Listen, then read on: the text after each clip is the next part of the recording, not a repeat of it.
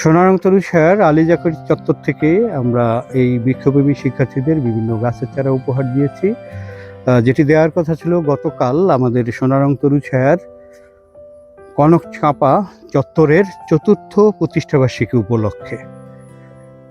বৃষ্টির কারণে সেই আনুষ্ঠানিকতাটি আমরা গতকাল উদযাপন করতে পারিনি। আজকে আংশিক উদযাপনের উদ্দেশ্যে একত্রিত হয়েছি সবাই।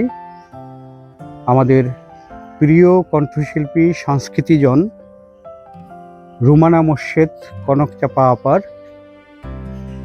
সাফল্যময় ভবিষ্যৎ কামনা করছি এবং আমরা চাইব যে তার স্নেহ ছায়ায় আমাদের বৃক্ষপ্রেমীরা আশীর্বাদ পুষ্ট হয়ে বৃক্ষরোপণে ভূমিকা রাখবে সবসময়।